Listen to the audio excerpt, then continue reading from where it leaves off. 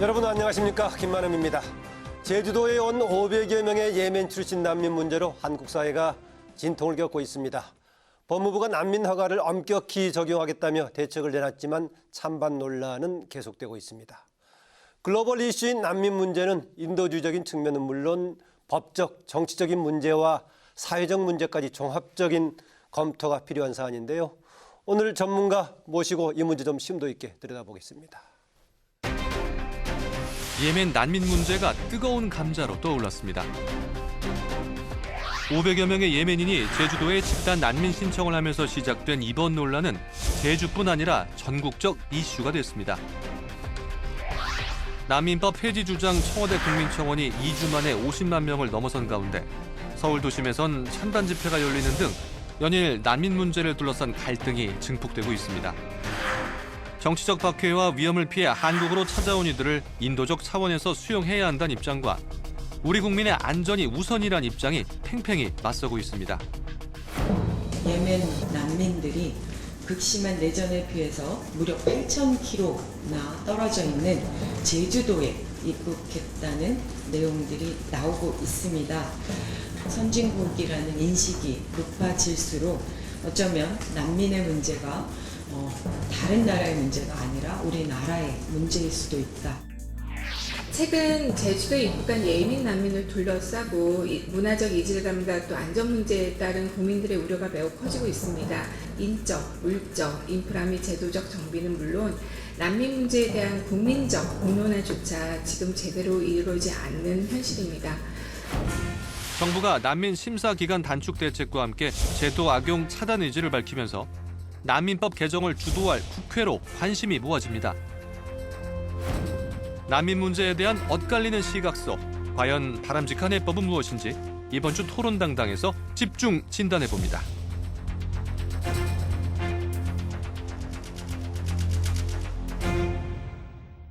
오늘 토론 함께하실 네 분 소개해드리겠습니다. 먼저 한국난민지원네트워크 의장을 맡고 있는 이일 변호사입니다. 안녕하세요. 네, 제주난민대책 도민연대 자문도 하고 계시죠? 우리문화사랑국민연대 류병균 대표입니다. 안녕하세요. 아시아 평화를 향한 이주 MAP 맵의 김영하 대표입니다. 안녕하십니까. 자유와인권연구소 법률위원인 박성재 변호사입니다. 안녕하십니까. 예, 네 분 고맙습니다. 제주도에 온 549명의 예멘인 출신의 난민 수용 문제도 한국 사회가 술렁이고 있는데요. 네 분 이 상황을 보는 기본 입장이 어떤지 우선 간단하게 좀 듣고 시작을 하겠습니다. 먼저 이일 변호사. 예, 지금 많은 이제 논쟁과 뜨거운 이제 뉴스에서 이슈가 되고 있는 상황인데요. 사실 제주도에 와 있는 예멘 난민들을 어떻게 할 것인가, 아니 한국에서 이미 오랫동안 운영되어 왔던 난민 제도를 어떻게 할 것인가 문제 자체는 사실 찬반의 문제는 아니고 어떻게 제도를 설계해서 잘 운영할까라는 것들의 문제입니다. 그런데 초창기에 좀 당황스럽게 많은 사람들이 시민들이 이해하지 못하실 수 있는 방식으로 좀 어드레스된 난민들의 문제에 대해서 좀 시민들이 분란을 느끼거나 염려를 하셨던 부분들이 있다고 생각이 되는데요. 정부가 초창기에 선명하게 메시지를 내놓고 이거 설명하는 작업들을 거쳤다면 이런 정도의 혼란은 일어나지 않았을 것이라 생각하는데 저희들의 기본적인 입장은 차제에 이렇게 난민 이슈들이 그동안 공론화되지 못했지만 좋은 방식으로 공론화돼서 앞으로 잘 해결되는 방식으로 가면 좋은 방향으로 해결할 수 있다고 생각합니다. 네, 정부의 대처하고 최근 논의의 방향 진행 방식 아쉬움이 있다 이런 생각이시군요. 우리문화사랑연대 국민연대 류병균 대표 어떠십니까? 예, 난민 지원과 보호는 반드시 국제난민협약이나 난민법 그 범위 내에서만 우리가 이렇게 다뤄야 될 문제는 아니라고 봅니다. 기존의 난민협약이나 난민법이 우리 주권과 국익에 부합하지 않는 그런 문제점이 발생한다면은 우리가 나아가서 난민협약을 우리가 탈퇴할 수도 있고 국제조약이라는 것은 우리가 국익에 맞지 않으면 탈퇴할 수도 있습니다. 반면에 이제 난민 보호나 지원을 위해서 우리가 다른 방법으로 우리가 그 의무를 이행하면 되는 것입니다. 예를 들어서 현지에 가서 우리가 평화유지군을 보내서 그 보호를 한다든가 우리 민간 단체나 민간 기업에 가서 이제 지원을 한다거나 또는 이제 국제난민기구에다가 현금으로 돈으로도 지원하는 이런 방법이 있겠습니다. 예, 우리 국가적인 상황을 우선 고려해야 된다 그런 입장이시네요. 김영하 대표 어떻습니까? 네, 제주도 예멘 난민 도착으로 난민에 대한 논쟁이 전 국민분들께 되고 있고 전국을 뜨겁게 달궜습니다. 저는 이 기간 동안에 제네바에서 열리는 유엔 난민기구와 시민단체 협의회에 다녀왔는데요. 아, 그러셨군요. 네, 300개 정도 되는 시민단체가 전 세계 각국에서 모여서 유엔 난민기구와 논의를 하였습니다. 거기서 3가지 키워드가 있었는데요. 하나가 putting people first, 사람을 먼저 생각하기. 예. 네, 그리고 파트너십인데요. 예. 이거는 비단 난민 보호나 또 이렇게 사회 통합에 있어서 정부만 일을 하는 게 아니라 정부, 지자체, 시민단체 그리고 기업까지 또 현지에 정착한 난민들까지도 예. 난민 보호에 함께해야 된다라는 게 있었고요. 마지막으로 증거에 기반한 난민 보호와 보호 대책 마련이 있었습니다. 예. 저는 이러한 대화가 오고 가는 가운데 큰 자괴감을 느꼈는데요. 550명 정도 되는 난민의 도착으로 전 국민이 난민 반정서로 간다는 거는 사실 국제사회에서는 우리나라가 자국의 이익에 맞게 아무리 하더라도 예. 영함을 내기가 너무 힘든 상황이었고 예. 지금 이민 문제와 난민 문제는 한 국가의 이야기가 아니라 전 세계가 지금 당면하고 있는 문제이고 예. 모두가 지금 어떻게 책임을 나눌까 지금 의논을 하고 있는 상황이고요. 올해 12월 달에는 유엔 총회에서 각 국가가 거기에 대해서 자기가 얼마만큼 난민을 보호할 것에 대해서 정책과 이런 의지를 표명을 해야 합니다. 예. 이러한 지금 시간이 반년 정도밖에 남지 않은 상황에서 한국에서 이러한 논쟁이 터졌다는 것은 예. 어떻게 보면 되게 당혹스럽지만 한편으로는 반갑기도 합니다.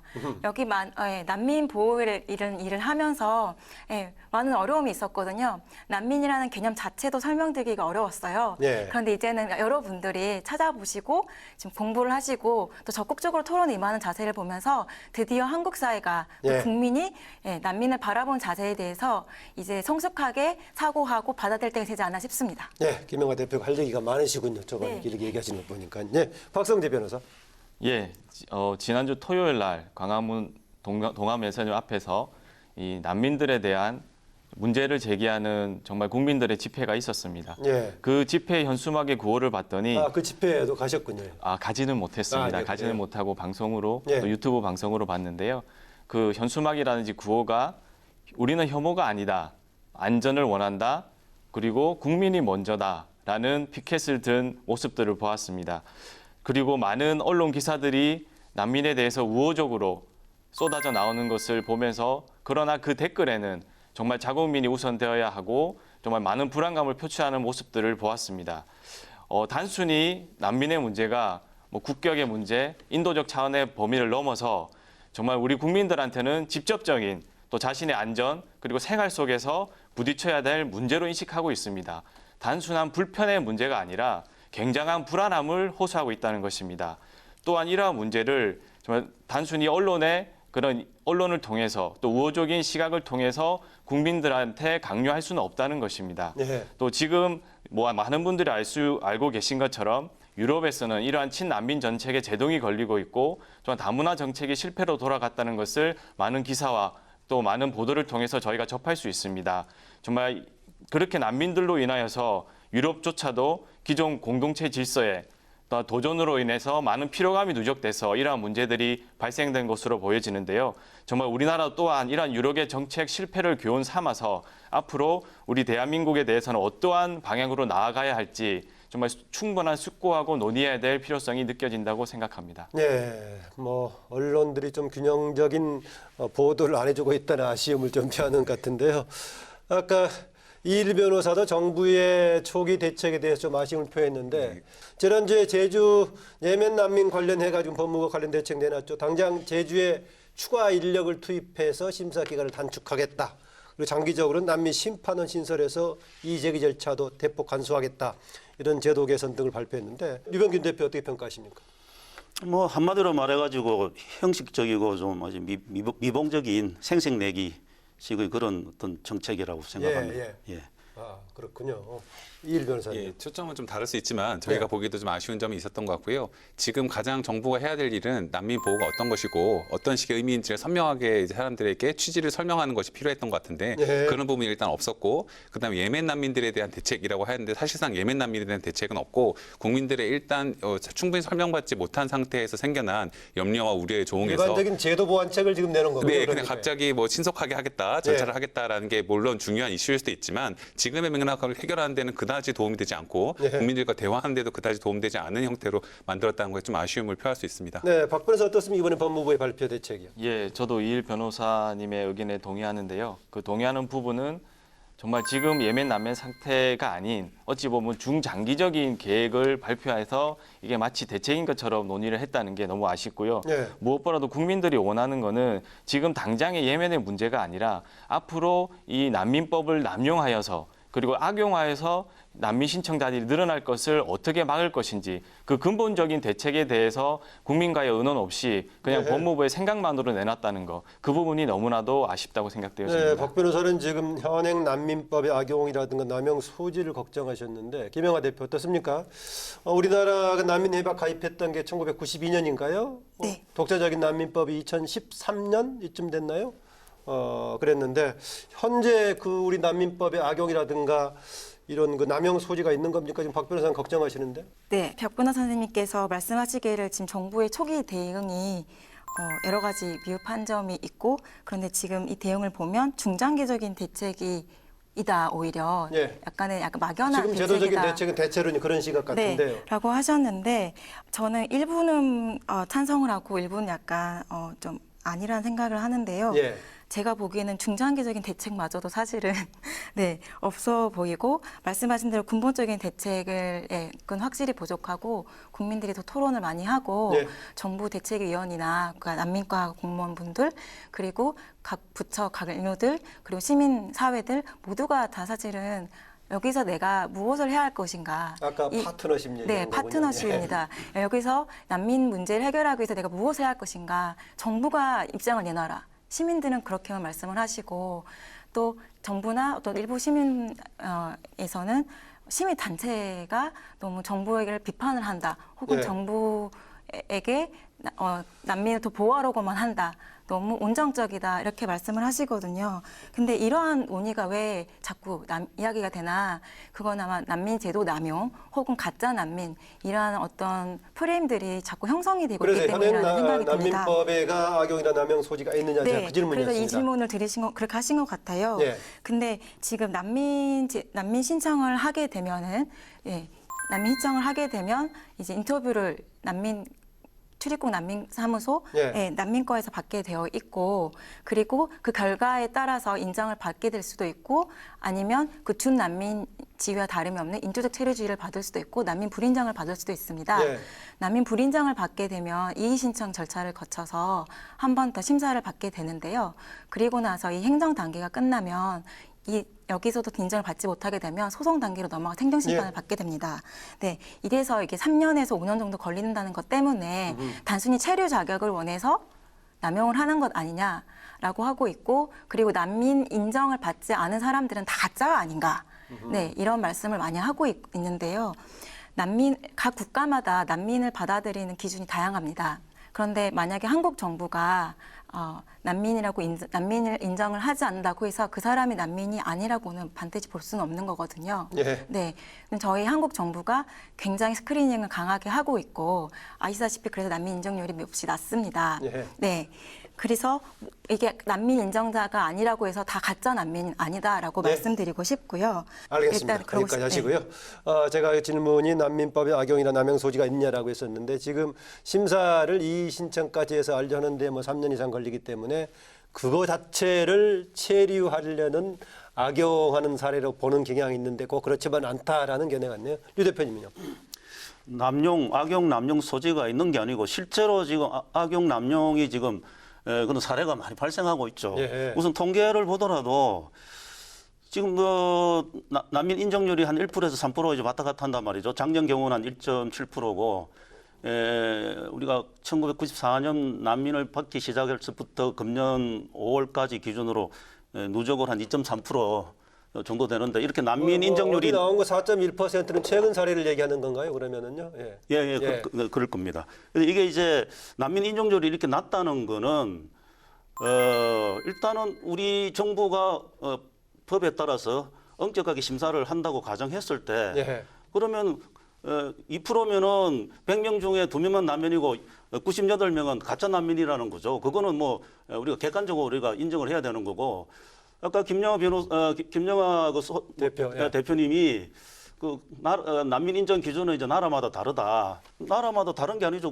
어디까지나 국제 난민 협약에 무엇이 난민이고 무엇이 난민이 아닌지 이거 분명하게 아주 자세하게 이게 규정하고 있지 않습니까? 예. 그 기준에 따라야 되는 거고 그 기준에 들면 난민이고 그 기준에 안 들면 난민이 아닌 거죠. 예. 그렇게 막연하게 이렇게 해석을 하면 안 되고 예. 하여튼 난민 협약과 우리 정부인 우리 대한민국의 난민법에 따라서 난민이 아닌 걸로 판명되면 그 사람은 난민이 아닌 거죠. 가짜 난민인 거죠. 예. 예. 이병균 대표가 얘기했던 인정 비율이 낮은 것은 상반된 해석이 다 가능할 수 있겠죠. 엄격하게 적용했다라고도 볼 수 있겠고 하는데 그만큼 오히려 자격이 없을 개연성 있는 사람들이 많이 오는 거 아니냐 또 그쪽으로 해석하시네요. 일 변호사. 네, 기본적으로 지금 말씀하신 부분이 좀 핵심적으로 정부와 시민단체들 아니면 국제사회들이 약간 좀 대화하고 있는 부분 중에 하나인데요. 예. 어느 제도나 그렇듯이 당연히 어떤 제도나 다 어떤 수혜적인 혜택이 있는 것에는 남용적일 수 있는 오인할 수 있는 소지는 당연히 있습니다. 예. 근데 이제 중요한 것은 제도를 남용하는 사람들이 있다고 해서 제도 자체를 폐기하거나 이런 것이 아니라 그럼 어떻게든 제도를 잘 운영하고 잘 디자인해서 활용할 것인가가 또 문제라고 할 수 있는데요. 사실 지금의 문제의 포인트는 한국에서 어드레스되는 방식이 잘못된 것이 있는 것이 예. 여태까지 한국의 난민 정책의 가장 심각한 문제는 남용적인 신청자가 많았기 때문이라는 문제가 아니라 한국 정부에 있는 심사 제도의 독립성과 전문성이 너무 부족해서 난민임에도 불구하고 난민을 확인하지 않고 기계적으로 다 기각해서 다 난민이 아니다라는 굴레를 씌우고 있는 것에 대해서 계속 문제 제기를 해왔던 거고요. 그 국제사회에서도 그렇게 오히려 비판이 전문성 하고 부족은 난민 불인정에 예. 좀 혜택이 안 좋은 쪽으로 갔다라고 보군요. 그렇죠. 전문성이 부족으로 독립성 부족으로 불인정 혜택이 너무 남용되고 있어서 실제로 난민이 불구하고 한국 정부로부터 보호를 받지 못하는 상황에 대해서 이야기가 되고 있는 것입니다. 거기에 대해서 내가 좀 제 예. 반론을 하고 싶은데요. 예, 물론 뭐 일부 그런 난민임에도 불구하고 억울하게 난민으로 인정받지 못한 사람들도 있을 수도 있겠죠. 그런데 그게 뭐 거의 대다수가 그런 것처럼 그렇게 말씀하시면은 그거는 조금 타당하지 않다고 봅니다. 예. 특히 이제 무슨 통계 자료를 보면은 법무부에서 발표한 자료를 보면은 약 한 40%가 난민 신청자 중에 약 한 40%가 국내 체류 중인 외국인 노동자가 불법 체류 중이었거나 체류 기간을 넘겨서 그 체류 기간을 연장하기 위해서 이제 편법으로 이렇게 난민 신청한 경우가 많고 이게 말하자면 가짜 난민이죠. 이 사람들은 뭐 억울한 건 난민 불인장들이 아니거든요. 예. 뭐 지금 최근에도 뭐 이런 이제 정황들이 이제 속속 드러나고 있지만은 그 브로커들이 사실은 이제 이 난민법을 악용해 가지고 이 모집을 해 가지고 이렇게 국내 노동시장으로 이렇게 데리고 들어오는 경우가 많거든요. 그런 경우는 실제로 드러나는 일이기 때문에 브로커들이 했던 이른바 난민 신청을 했던 사람들이 수가 좀 되나요? 이 난민법이 시행되기 전부터도 이제 외국인들 특히 이제 뭐 이렇게 국내에 이렇게 입국하기 요건이 안 되는 이제 이런 외국인들이 이제 요건이 안 되기 때문에 비자를 발급받기 위해서 이제 브로커하고 짜고 이렇게 들어오는 경우도 있고 그런 경우가 저도 이제 주로 이제 외국인 다문화 이런 쪽으로 활동을 했기 때문에 그런 경우가 상당히 많았습니다. 네. 박 변호사님, 지금 얘기한 가짜 난민 네. 이게 좀 되나요? 어떻습니까? 예, 아까 법무부에서 나온 2017년도 예. 출입국 외국인 정책 통계 연보를 제가 봤습니다. 이 법무부 홈페이지에도 게시되어 있는 자료인데요. 지금 2017년 기준으로 지금까지 난민 신청자 수가 2017년 기준입니다. 32,733명 중인데 그중에서 불법 체류 상태에서 신청한 사람이 11,430명, 즉 35% 정도 그러니까 해당되고요. 난민법상에 기본적으로 네네. 난민에 해당되지 않을 개연성이 큰 사람들이 많이 있다 이건가요? 네, 이미 국내에 들어와 있는 사람들 중에 불법 체류를 한 상태에서 네. 물론 뭐 여러 가지 이유가 있겠지만 단지 체류 기간을 연장하기 위해서 즉 불법 체류 상태에서 나가야 되는데 어찌 보면 강제 퇴거의 대상인데 나가지 않기 위한 목적으로 난민 신청을 한 것으로 추정할 수 있는 그런 사람들이 무려 35%가 된다는 겁니다. 난민 아하. 신청자 중에. 법무부 통계인가요? 예, 법무부 통계입니다. 예. 출입국 외국인 정책 통계 연보에 나와 있는 정확한 자료이고요. 정말 앞으로 이 자료들뿐만 아니라 난민 신청자가 늘어날수록 이러한 상태의 난민 신청자들이 더 늘어날 것이라는 것은 충분히 추정이 가능한 부분이라고 생각되어집니다. 예, 지금 법무부 통계에 따르면 35% 정도가 기본적으로 불법 체류 위한 목적으로 난민 신청을 하고 있다. 뭐 이런 얘기로서 상당히 좀 걱정을 하고 있네요. 예, 저는 결국 난민 제도에 대해서 이렇게 다양하게 논의가 나오는 게 좋다고 생각이 들고요. 예. 이렇게 초기에 이해되는 과정에서의 여러 가지 다른 의견들이 있을 수 있는 것 같은데요.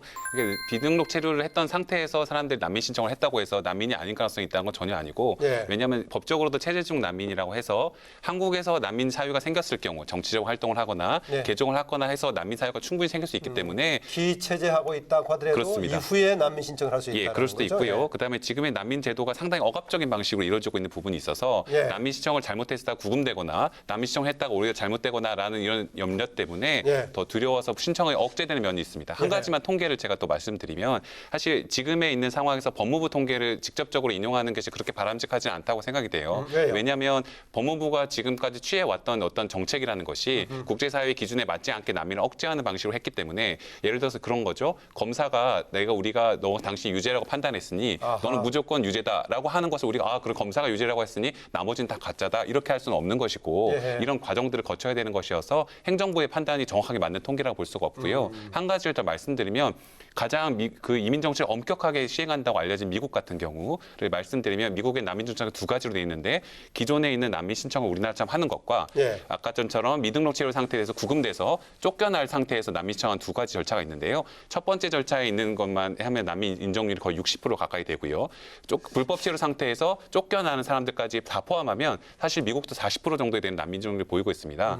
불법 체류라는 상태에서 난민 신청을 했다는 것은 구체적인 케이스와 내용들을 보아야 하는 것이고 불법 체류를 했다고 당신은 보호받을 예. 수 없다. 이건 잘못된 예단이라는 거죠. 아까 그 유병균 대표가 우리나라 그 난민 인정률 얘기했었는데 현재 인정률 통계가 어떻게 나와 있는 겁니까? 아까 법무부 통계 자체는 우리나라 법무부가 상당히 배제하는 쪽으로 하는 것이기 때문에 네. 그 자체도 그렇게 신뢰감을 안 주고 있는 것 같은데 어쨌든 간에 지금까지 남아 있는 인정 비율은 어떻게 되는 겁니까? 여태까지 94년부터 전체 기간을 통과하면 4% 정도 된다고 볼 수 있고요. 예. 그다음에 작년 같은 경우에는 전체 심사 종료 건수 대 인정자 비율 하면 1% 정도 지금 되는 걸로 알고 있습니다. 예. 가짜 난민 얘기를 나누는 중입니다. 김영하 대표. 어떻습니까? 그 아까 가짜 난민을 할 때 불법 체류 중에 예. 난민 신청을 했다거나 난민 신청하는 중에 불법 체류자가 되면 가짜 난민일 거라고 생각하시는 경우가 많고 실제로 출입국 관리 사무소에서도 그렇게 간단하게 생각하시는 경우가 많았습니다. 그런데 난민 심사 제도와 그다음에 출입국 관리 즉 비자 체류 기간 연장하는 거는 두 가지 다른 거거든요. 네. 실제로 출입국 사무소를 방문해 보시면 창구가 다릅니다. 관리하는 부서도 다르고요. 그래서 난민 신청을 하더라도 그거랑 별개로 항상 6개월마다, 3개월마다 혹은 어떤 분들이 1개월마다 그런 체류 자격을 연장을 해야 합니다. 그런데 이제 난민 신청을 하게 되면 일단은 자기는 합법적이다, 합법적 체류를 하고 있다, 그리고 한국에 있을 수 있다 이렇게 생각을 하고 있기 때문에 그러한 어떤 체류 자격 연장을 하는 시기를 놓치는 경우가 있고요. 소송을 할 때도 마찬가지입니다. 예. 근데 많은 경우 이 정보를 잘 알고 계셔서 제때 가서 이렇게 하면 좋지만 많은 경우 지인이 잘못 안내를 해주거나 예. 혹은 법무사무소에서 안내를 잘못해주는 경우도 있어요. 예. 그래서 제때 못 가서 이 연장을 못하게 되는 경우가 많았고 예전 같은 경우는 그냥 늦었으니까 페널티 범칙금을 내고 그냥 연장을 하면 되었습니다. 그런데 작년 6월부터는 그게 되게 강화되어서요. 예. 그냥 잡아가는 경우도 있었습니다. 바로 불법 체류자로 낙인이 찍히고요. 근데 이러한 어떤 실수 혹은 무지의 소산으로 생긴 일이 그 사람이 불법인 신세가 되고 불법 체류 자격이 일시적으로 되었기 때문에 예. 난민 신청에 있어서도 그 사람 가짜다 이렇게 보는 것은 어렵다고 보고 그래서 정부에서도 출입국 관리 사무소에서도 시민 영역에서도 난민 신청자들에게 예. 이러한 정보를 제때에 정확하게 전달해야 한다라고 모두 의견을 모으고 있습니다. 예. 김영하 대표, 이일 변호사는 두 분이 거의 공이 비슷하게 현재의 법무부에서 심사에서 상당히 엄격하게 하는 쪽이다. 좀 불만이 있을 정도로 폐쇄적이다라고 좀 보고 있는 그런 견해네요. 어떻습니까? 지금 박 변호사, 현재 우리나라 심사 엄격하게 진행이 되고 있다고 보십니까? 어떻습니까? 도표 하나 좀 보여드리고 나서 예. 말씀을 계속 드려야 될 것 같은데요. 예. 그 말씀하신 것처럼 그냥 단순하게 난민 인정률 예. 그걸 기준으로 하게 되면 누적 인정률이 저희가 4.1% 그리고 2017년도 기준으로 하면 난민 인정률이 1.51% 뭐 이 정도라고 보여집니다. 예.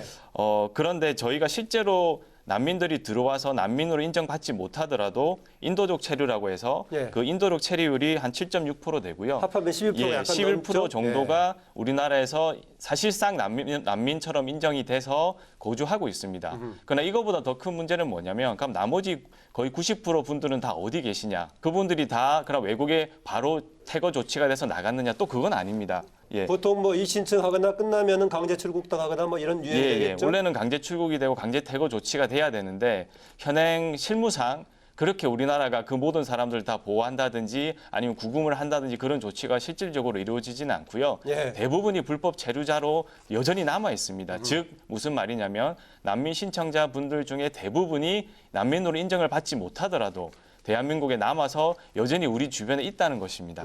이제 그 부분이 저희가 문제 삼는 부분 중에 하나이고요. 네. 네, 좀 비교해서 일본 난민 인정률을 보시게 되면 일본은 지금까지 누적 난민 난민 인정률이 1.1% 정도. 정말 저희 나라에 비해서 상당히 낮은 편이고요. 2017년도 목표를 본다면 0.1%니까 뭐 사실은 뭐 상상조차 못할 난민 인정률입니다. 그리고 지금까지 누적 난민 보호율은 0.4% 정도에 지나지 않고요. 네. 물론 뭐 일본하고 우리나라하고 단순 비교는 할 수는 없지만 정말 일본이 우리보다 더 먼저 난민 협약을 체결했고 물론 난민법이라는 건 없지만 그 일본의 그 출입국법 그리고 난민 신청법에 따라서 네. 그분들도 받고 있기 때문에 또 충분히 이거를 비교해 볼 만한 유리라고 보여집니다. 예, 통계에 대한 해석에 이견 있으면 짧게 듣겠습니다. 없으면 그냥 가고. 예, 그대로 뭐 맞는 통계 자체는 일본이 사용하실 수 있는 것 같고요. 예. 다만 일본이 워낙 억압적인 정책을 펼치고 있어서 알겠습니다. 세계적인 비판을 받고 있는 상태에서 일본의 선례를 비교해서 우리가 괜찮다라고 네, 말하는 건 알겠습니다. 부적절한 비교라고 생각합니다. 거기에 제가 좀 반론 좀 하겠습니다. 예, 짧게 얘기하십시오. 예, 자꾸 저 우리나라 난민법, 일본 난민 제도를 뭐 억압적이다 이렇게 그거는 이제 이일 변호사의 굉장히 그 주관적인 편향된 생각이라고 저는 생각합니다. 서로 다른 견해는 예. 가질 수 있으니까. 네, 그다음에 특히 저 독일 개정된 독일 난민법을 보더라도 이일 변호사의 표현대로는 굉장히 억압적입니다. 독일은 우리나라하고 달리 행정적으로 이제 독일 정부에서 난민으로 인정 안 되면 그 강제 출국을 바로 집행을 할 수 있도록 돼 있어요. 거기 억압적입니까? 주권적인 차원에서 그 주권이 이제 바로 집행이 돼야 된다는 거죠. 그래서 그 독일처럼 전 세계에서 알겠습니다. 독일처럼 난민에 대해서 온정적이고 인도주의적인 그 제도를 운영하고 있는 나라는 없습니다. 그래서 그런 표현을 자꾸 그 쓰면은 좀 곤란합니다. 알겠습니다. 박성재 변호사는 아까 추가했던 것이 심사 자체 쟁점보다는 심사 이후에 불인정된 사람들에 대한 관리 문제가 엄격하게 안 되고 있다는 것에 대한 불만을 표출했던 것 같은데 유명하 대표.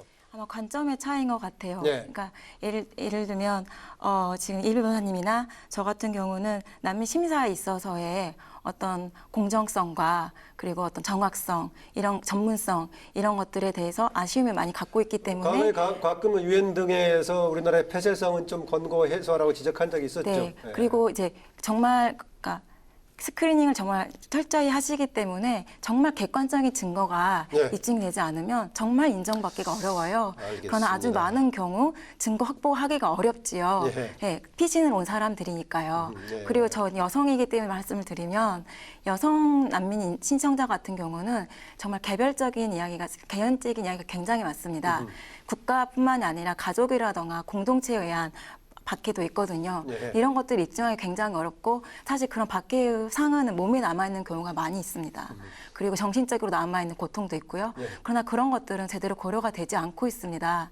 네, 이러한 가운데서 이걸 객관적으로 입증하는 것들이 항상 예. 난민 신청자에게 부담 지어졌기 때문에 인정률이 낮은 거고 그렇기 때문에 국가정황조사라던가 예. 개별 심사를 하면서의 어떤 전문성과 또 통역 질의 보장 이런 것들이 필요한데 예. 이런 부분에 있어서 우리 모두가 인정하고 있을 거라고 생각합니다. 우리가 노력은 많이 해왔지만 아직도 많이 부족하고 그래서 절대적으로 난민 인정률이 낮은 거고요. 알겠습니다. 물론 여기서 그렇다고 100명 신청했으면 100명 다 난민은 예. 아닐 겁니다. 예. 그러나 이런 심사 과정에 문제가 있기 때문에 여전히 저희는 여기에 알겠습니다. 포커스를 두고 네. 있는 거고요. 김영하 대표의 견해는 지금 사실상의 인정을 받고 있지 않아서 입증을 하기가 쉽지 않아서 그런 것이지 사실상의 난민인 경우가 많다 지금 이제 그렇게 그리고 이제 법무부 통계를 보시면 재신청을 하신 분들 중에서 난민 인정을 결국은 법무부가 인정한 사례들이 있고 예. 불법 체류 상태에서도 난민 알겠습니다. 신청을 해서 예. 인정한 사례들이 있습니다. 당연히 이 신청 절차가 있기 때문에 거기서 구제가 되는 사람이 추가로 있을 수는 있겠죠. 당장 최근에 논란이 되고 있는 문제를 좀 관련돼서 좀 듣고자 합니다. 최근에 이제 난민에 대한 걱정하는 견해 중에 하나가 난민을 많이 받아들이면은 범죄가 생길 가능성이 있다. 이런 얘기 나오는데 좀 근거가 있는 얘기인가요? 어떤가요?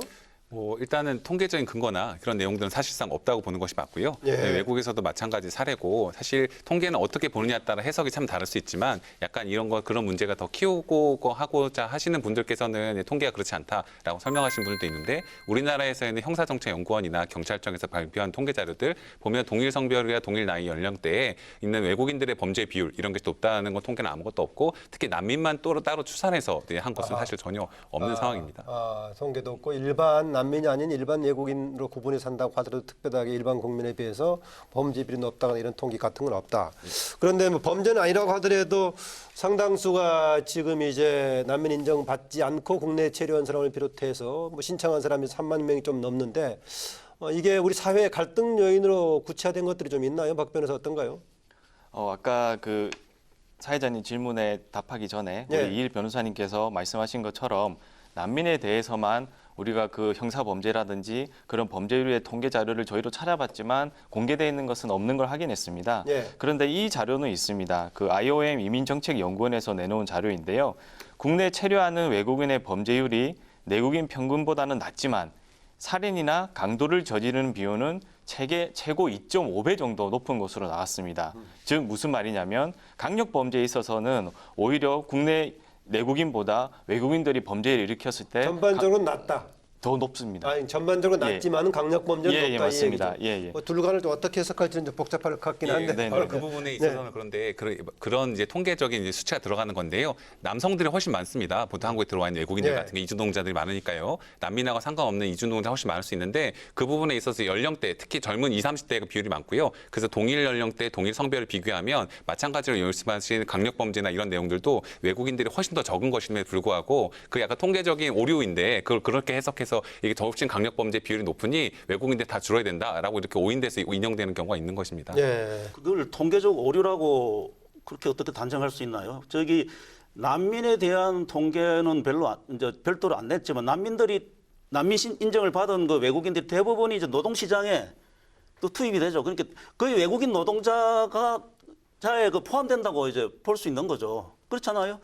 난민 인정자들이 대부분 다 노동시장에서 이제 일을 하고 있잖아요. 그러나 그 통계에서 다 보시면 아시다시피 실질적으로 한국에서는 예. 난민 신청자든 난민 인정자든 결국은 노동산업에 3D 산업에 종사를 하게 되고 이주 노동자분들과 함께 생활을 하시지만 통계에는 이주 노동자로 아마 분류가 되지 않았을 겁니다. 그래서 그런 차이점이 있는 것 같고 아니, 그러니까 이주 노동자가 아니고 외국인 범죄 만약에 통계를 하면은 네. 거기에 포함된다고 볼 수도 있는 거죠. 외국인 범죄, 내국인 범죄 이제 이런 알겠습니다. 범주를 하면은 거기에 네, 포함된다는 그러면 거죠. 대표 대표님 얘기하시고. 말씀 받아들여서 네. 그럼 어쨌든 외국인이 늘면 외부 낯선 사람이 늘면은 외국인 수가 늘면 아마 외국인이 저지르는 범죄 수도 늘 거라고 생각이 됩니다.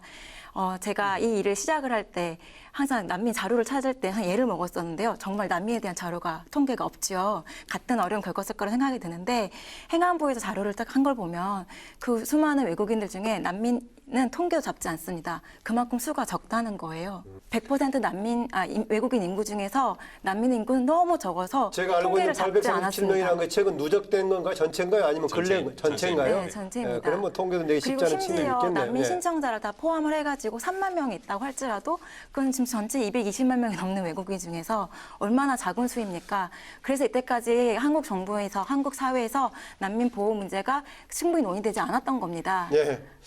뭐 지금 조금 더 관련해 가지고 외국인 범죄 얘기 나왔는데 최근에 이제 예멘 난민의 경우에 이슬람 국가라는 점 때문에 이 관련해서 이슬람에서 나왔던 무슨 뭐 과거에 있었던 성폭행 관련 여성 사진 뭐 또 코란 교리 관련 얘기가 나오고 있는데 이거 과도한 불안감 아니냐 근거가 있는 것이냐 이런 문제가 제기되고 있습니다. 이게 뭐 전혀 근거 없는 이야기를 뭐 우리 걱정하고 있는 건 아니고요. 유럽에서 이미 이제 일어나고 있는 일들이고 대표적인 게 그 독일의 2016년도인가요? 독일 그 켈른 사태 그 집단 폭동 강간 뭐 이런 그런 어떤 팩트가 있는 겁니다. 그걸 뭐 전혀 근거 없는 사실을 가지고 부풀려서 좀 이야기하고 있는 것들이 아니고 이슬람 13교리라든가 타루시라든가 뭐 이런 게 이제 사실과 다른 다르다. 나라에서 예. 그런 사례가 있었다 지금 그런 말씀하신 거죠? 예, 지금? 예, 그렇죠. 예. 예. 그걸 가지고 그 상당히 경계를 해야 되느냐, 또 화동 걱정이냐, 뭐 어떻게 보십니까? 예, 당연히 좀 과도한 걱정이라고 생각이 들고요. 예. 지금 말씀하신 것처럼 약간 문화적인 차이나 이런 이야기는 할 수 있는 것 같고 아니면 국제적인 인권 기준이나 서구사회에서 볼 때 여성에게 조금 더 억압적으로 보인다거나 이런 문화적인 차이에 대해서 저희가 충분히 이야기할 수 있는 부분이 있다고 생각합니다. 예. 근데 지금 두 가지 포인트인데 첫 번째는 이게 페이크 뉴스라고 하는 가짜 뉴스가 사실 생산된 것들이 실제로 그럴 다 여지가 섞여 있다. 있다라는 것에서 그냥 그렇게만 근거할 수 없고 이건 그럴 것이다라는 상태로 대중에게 그냥 확신을 준 상태로 지금 너무 많이 퍼져 있는 게 문제고요. 예. 일부는 해외에서의 사례도 있겠지만 네. 상당수는 섞여서 이렇게 확산될 소지도 있긴 하겠군요. 그리고 그게 사실 인종주의적으로 해석될 수 있는 여지가 네. 있는 것이 사실 가장 위험한 것은 이런 것이 난민인 예를 들어서 아랍인 전체의 문화다라고 해석한다든가 난민은 다 그런 사람들이다라고 해석한다는 것은 상당히 심각하게 외국인 인종차별이나 문제를 가져올 수 있는 부분입니다. 예를 들어서 이 똑같은 논법이 어디에 동원이 된다고 한다면 예를 들어 일본에 있는 제일조선인들이 같이 처하는 처지를 보면 다 같이 우파에서 얘기하는 게 똑같은 겁니다. 제일조선인들은 살게 해줬더니 배은망덕하고 쫓아내야 된다. 제일조선인들은 전부 다 거짓말쟁이고 범죄자다. 이런 표현 때문에 계속해서 사람들이 피해를 받고 집단으로 호명되지 개개인이 자기의 목소리를 갖지 못하게 되는 부분도 있는데 예. 이런 부분에 대해서 난민은 어떻고 약간의 있는 페이크 뉴스는 있을 수도 있지만 그런 것들을 사실 전체 근거는 없는 건 아니니 우리는 다 무슬림을 경계해야 된다. 이런 식으로 하는 건 매우 위험한 생각이라는 거고요. 지금 최근에 블룸버그 통신이나 뉴욕타임스 같은 곳에서도 사실 한국에서 보면 우리가 무슬림을 많이 접한 적이 없어서 약간의 염려나 사람들이 그렇게 국민들이 그렇게 염려를 느끼시는 부분도 있지만 외국에서 볼 때는 아니 한국이 왜 500명의 신청자 때문에 이렇게 몸살을 이렇게 하는지 왜 제노포비아 이렇게 심한지 우리는 이해하기 어렵다라는 사설들이 계속해서 나오고 있고 사실상 무슬림 이미 한국에 많이 살고 있고 제주도만 하더라도 이미 1000명 이상의 인도네시아 선원들이 있는 상황이어서 아무런 새로운 것이 계속 없다는 논의할 내용은 많은 것 같은데요. 뭐 또 시간은 제약이 있기 때문에 좀 진행을 계속하도록 하겠습니다. 지금 그 청와대 청원 게시판에 60만 뭐 다 된 뭐 육박한 청원이 아예 난민법 폐지하자라는 얘기인데 아까 유병균 대표께서 여러 가지 국제적인 규약이라든가 이런 거 있지만은 우리 국가적인 상황을 우선적으로 고려해야 된다. 다른 것으로 보완하면 된다 이런 얘기 하셨는데 그러면 현 단계에서 우리가 국제적인 기준의 난민법을 받아들일 상황은 아니다. 난민법 폐지하자. 그런 입장이신가요? 어떤가요? 저 개인적으로는요. 지금 사실은 이 국제 난민 협약이라는 게 좀 뭐 유럽의 사례를 보면 좀 무의미한 것 같습니다. 지금 뭐 난민 협약상의 그 난민 인정은 이제 개별적인 그 어떤 특히 이제 뭐 공포를 가졌는 안 가지는 심리적인 상태로 이제 개별적으로 판단하는데 지금 이제 난민들이 유럽 주변에서 이제 때로 몰려들잖아요. 예. 그래서 뭐 유럽에서 지금 개별적으로 이렇게 뭐 난민 심사를 하고 그런지는 모르겠습니다만은 그래서 거의 다 받아들이고 있지 않습니까? 그 최근에 그러니까 이제 지금 운영을 엄격하게 잘하자는 그런 견해신가요? 아니면은 난민법 자체 근거가 국제 규약을 그대로 따를 필요가 없다는 견해신가요? 저는 이게 좀 비효율적이라고 보고요. 국제적으로도. 이제 난민 협약은 우리가 좀 버릴 때가 됐지 않나 생각합니다. 그 국제적으로 협약 수명이 자체가 다한 문제가 거고 있다라고 보시군요. 오히려 예. 지금 유럽에서도 지금 이제 이걸 난민들을 여기에서부터 차단하고 난민 심사도 이제 여기에서 난민 심사관들 유럽의 난민 심사관들 여기로 보내가지고 심사하게 하고 뭐 예. 이런 쪽으로 가고 있어요. 그러니까 우리도 이 난민법을 뭐 폐지하든가 나아가서는 난민 협약도 우리가 알겠습니다. 탈퇴해서 다른 걸로 우리가 해주면 돼요. 충분히 다른 알겠습니다. 걸로. 박성재 변호사 여기까지 듣고 또 두 분 얘기 듣겠습니다. 예. 결국에는 이 문제의 촉발된 원인이 아까 이일 변호사도 지적하셨지만 단지 500명의 예멘인들에 대한 문제가 아닙니다. 예. 이 어찌게 보면 500명이라는 것은 시작점에 불과하고 현재 통계에 따르면 실제로 들어온 수가 980명이 넘는 걸로 돼 있습니다. 지금 언론에서는 500몇 명으로 다루고 있지만 누적된 통계가 980명이 넘는 예멘인들이 들어온 걸로 돼 있고요. 예. 그리고 그걸 넘어서 지금 이걸 시발점을 해서 더 많은 난민들이 통로가 된다는 거죠. 즉 무사증 제도가 물론 지금은 막혀 있지만 이 무사증 제도와 난민법의 이런 허술한 점을 이용해서 어찌 보면 그들은 절박한 심정이기 때문에 그것을 이용할 수밖에 없다는 점도 이해는 됩니다. 변호사는 네. 난민법의 어떤가 새로운 개정이 지금 필요하다는 견해. 예, 저는 개인적으로는 물론 폐지를 해도 뭐 크게 문제될 바는 없다고 보여지고요. 왜냐하면 괜찮다. 예, 아시아에는 대한민국밖에 없기 때문에 이게 폐지되더라도 뭐 다른 나라처럼 난민 협약을 적용하면 됩니다. 그런데 저는 만약에 개정을 하게 된다면 저희 이제 난민법 5조 6항에서 이제 무제한적인 체류를 허가하고 있는 이 부분 그리고 난민 심사 기간이 뭐 법에는 뭐 6개월, 몇 개월 이렇게 정해져 있지만 실제로는 3년, 5년, 길게는 7년 어찌 보면 무제한으로 거주할 수 있는 기간으로 돼 있는데요. 예. 이 부분에 대한 반드시 개정이 규정과 필요하다고 축소를 보여집니다. 지금 얘기하는 건가요? 예, 체류 예, 기간은? 맞습니다. 뭐 약간의 견해차가 있어 보긴 하는데 박성재 변호사도 뭐 없어도 국제 협약이 있기 때문에 거기에 준해서 활동하면 된다. 국내법이 굳이 필요하냐 이런 견해까지 갖고 있고 대신에 현재는 뭐 하여튼간에 심사를 빨리 해가지고 6개월 내에 모든 것 처리해서 난민이 아닌 사람이 그걸 빌미로 해서 오랫동안 장기 체류하는 것을 막자 이런 주장 같습니다. 네. 뭐 국제사회에서 지금 난민 협약을 저희가 손을 대거나 아니면 이미 국제관습법화되어 있는 강제송환 금지 원칙 이런 걸 저희가 손을 대거나 임의로 탈퇴하거나 이런 건 지금 가능한 선택지가 전혀 아닌 상황이고요. 네. 저희 난민법에 대해서는 말씀하신 박성재 변호사님 말씀하신 것처럼 그런 것도 고려가 충분히 되어야 됩니다. 그러니까 지금 두 가지 가치가 사실 난민 제도에 있는 겁니다. 신속하게 심사할 건 너무나 중요합니다.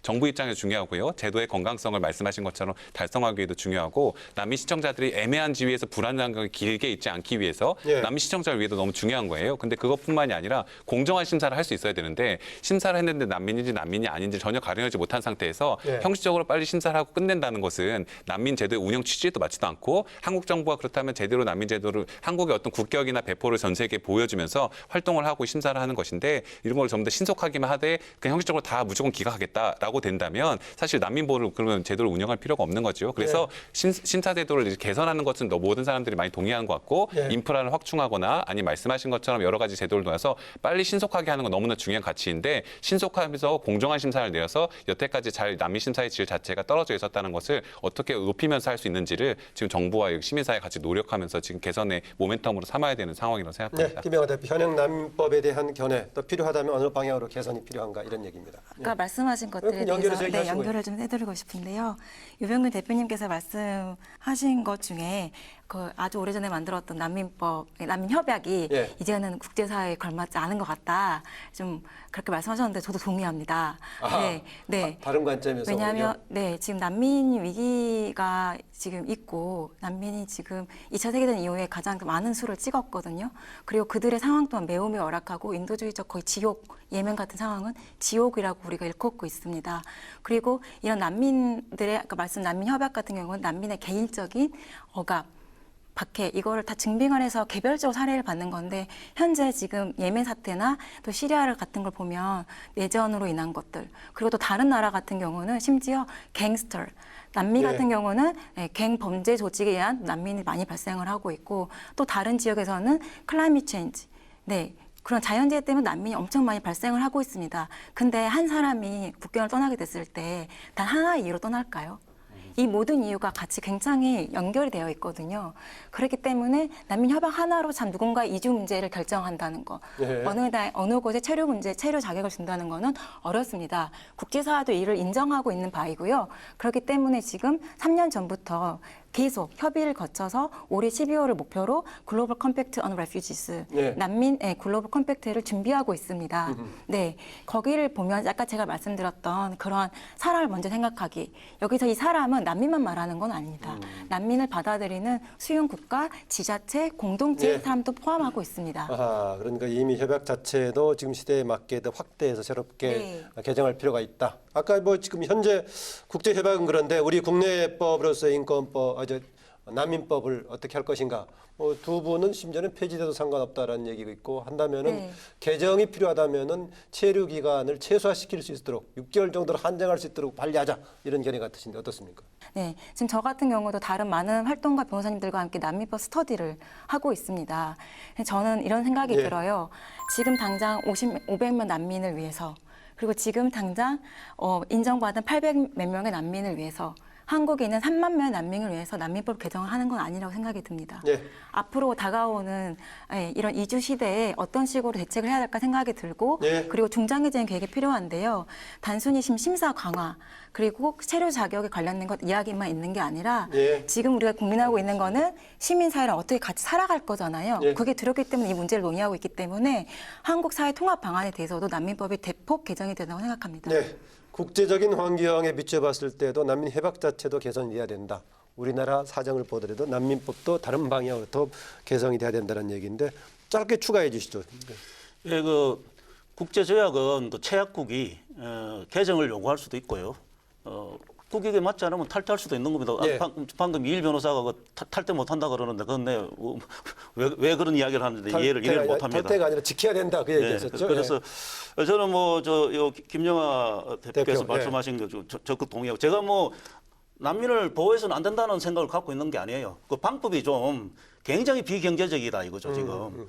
계속 난민을 배출하는데 그거는 놔두고 좀 난민을 좀 떠안으라고 하고 있죠. 난민이 근본적으로 발생 안 하도록 우리가 국제사회가 노력해야죠. 저는 그렇게 생각합니다. 저희도 정말 그 부분에 맞습니다. 동의하고요. 예. 저희 잘 해결해. 이 부분은 좀 짚어보죠. 제주에 지금 이제 제주도에 우선 가게 된 게 제주도 이제 노비자 무사증 제도 때문에 이제 하는 것인데, 이것도 없으자 폐지 논란도 제기되고 있는데 제주도에서 물론 무사증 제도는 그 차원이 아니라 제주를 특별자치도로 해서 이제 완전히 세계 개방하는 그런 시스템으로 간 것인데 이 문제 손댈 필요 있다고 보십니까 어떻습니까?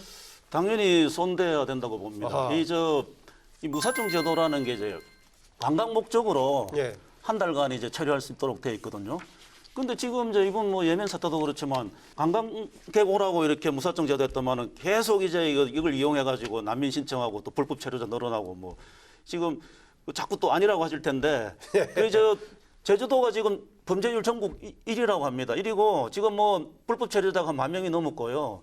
제주도가 옛날에 이렇지 않았지 않습니까? 그래서 반드시 관광 활성화를 위해서 무사증 제도가 필요한가? 그건 아니라고 생각합니다. 오히려 관광 활성화를 위한다면은 인프라를 우리가 좀 투자를 하고 관광 인프라 투자하고 관광 상품 서비스 질을 높이면은 그게 지속적으로 관광 활성화 되는 거지. 무사증 때문에 관광 활성화 된다고 생각하지 않습니다. 무사증 제도는 당장 폐지해야 된다고 네, 생각합니다. 난민 문제만 가지고 얘기한다면 여기서 사증 문제를 얘기할 수 있겠습니다만은 다른 그 제주도의 정책이라든가 관광 문제라든가 국가적인 정책과 같이 고려해서 판단해야 되니까는요. 어떻습니까? 예, 무사증 제도는 너무 고려할 사항이 많아서 사실 네. 정책적인 고려해야 될 글쎄, 2002년 이후에 그렇습니다. 지금까지도 사실 정부가 다 디자인하는 데서 고민을 많이 해왔던 것 같고요. 네. 그래서 사실 이거는 제주도에서의 어떤 여러 가지 현안이나 경제적 이익, 그다음 국제사회 관계 여러 가지 고려해서 정부가 앞으로 충분히 해결할 수 있는 부분들이라 생각이 들고 네. 다만 갑자기 예멘 난민 신청자들이 이 난민 무사증 제도를 이용해서 입국했다는 것이 제도를 악용했다라든가 이것이 잘못된 제도라고 할 수는 없는 것이고 오로지 근데 이것 때문에 이 국면 때문에 무사증 제도를 그냥 폐지해야 된다라고 말하는 건 전체적인 이제 맥락과 여태까지 제도 진행 경과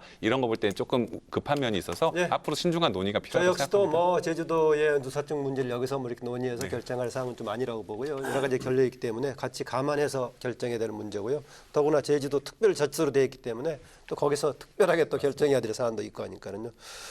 거의 좀 마무리한 방향으로 가야 될 것 같은데 큰 틀에서 하나 질문 드리겠습니다. 아까 문제 제기했을 때 현재 난민에 대한 인식의 문제 우리 사회에서 어떤 방식으로 이해할 것인가 이게 지금 제대로 정리가 됐어야 이번에 제주도 난민 문제도 조금 제대로 갔을 건데 지금 다문화 사회로 가는 것은 불가피하고 다문화 사회로 진입했다는 것이 10년이 넘어가는데 여기에 계속 찬반 이야기는 계속 있는 상황입니다.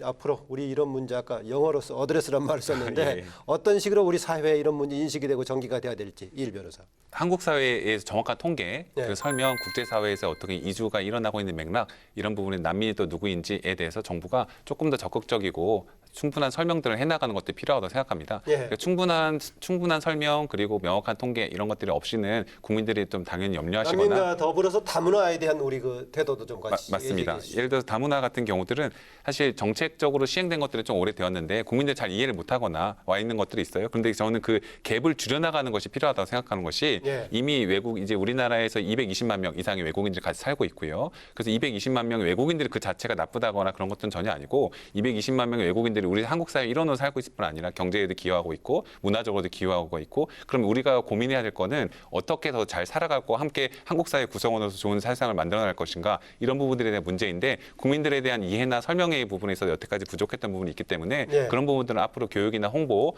정보가 정확한 정보 제공 그러나 이거 차별적이지 않은 형태로 어떻게 잘 갈 수 있는 것인지 명확하게 혐오나 차별로 가지 않은 것이 어떻게 필요한지가 정부가 조금 더 노력할 필요가 있다고 생각합니다. 네, 유명균 대표.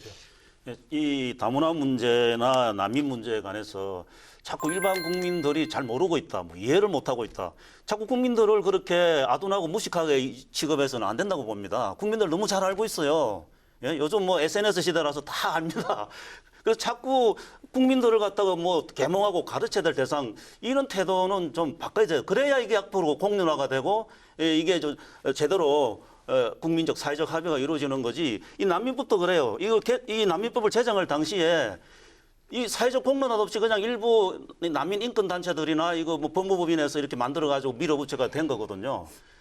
그 이후로 공론화 안 됐어요. 그냥 다문화 문제도 그렇고 자기네들끼리 뭉쳐가지고 뭐 토론회하고 공청회하고 일반 국민들은 그냥 배제시켜 버리고 앞으로 이래서는 안 된다고 생각합니다. 정말로 저같이 이렇게 반대 목소리 높이는 사람을 보고 이제 뭐라 할 게 아니고 네. 평소에 잘해야 돼요. 평소에 평소에 이렇게 그런 자리가 있으면 나갔던 사람도 초청해서 모시고 예? 같이 이야기를 토론해야 될 거 아닙니까? 앞으로도 그런 점에서 시정을 좀 하세요. 네. 국민들을 일방적인 계몽의 대상으로만 보지 말라 이런 주문 같습니다. 김영하 대표. 제가 청소년들에게 예. 인권 교육을 하고 있습니다. 예. 인권 교육을 하게 된 이유는 중학교, 지금은 고등학생이 됐겠네요. 중학교 2학년짜리 난민 아이가 저에게 그랬습니다. 난민 이야기 어른들한테 그만하래요. 자기랑 같이 살 친구들한테 해달래요. 그래서 하게 되는데 난민 인권에 대해서 얘기하지 않습니다. 아이들의 인권에 대해서 먼저 가르칩니다. 예.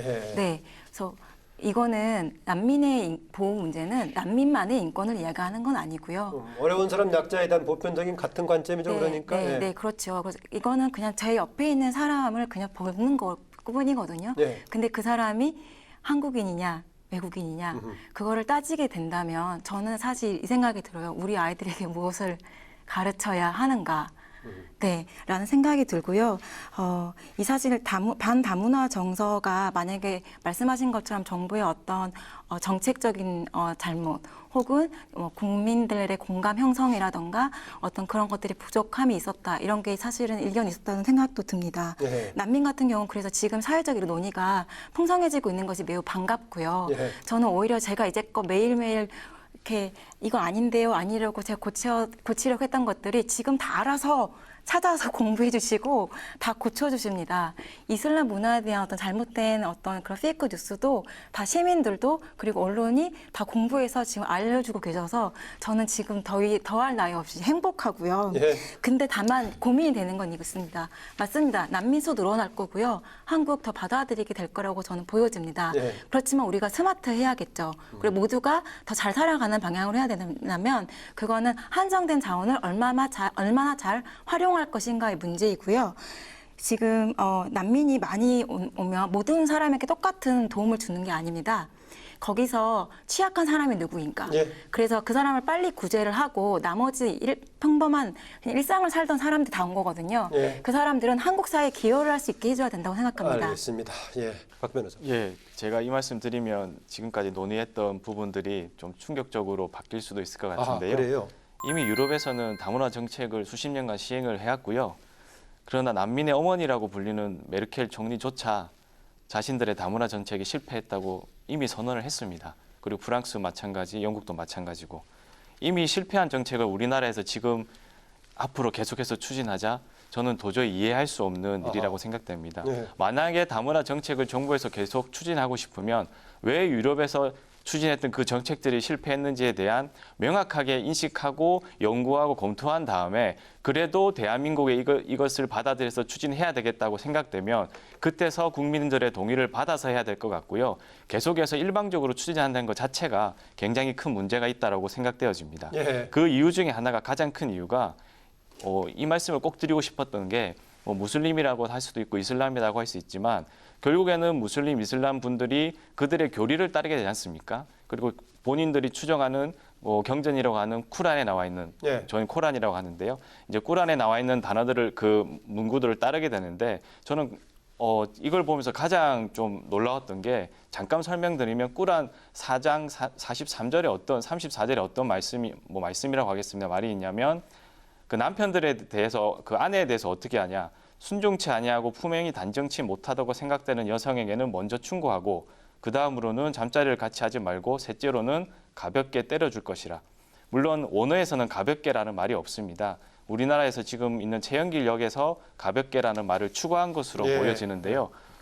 교리에서 여성을 때리라?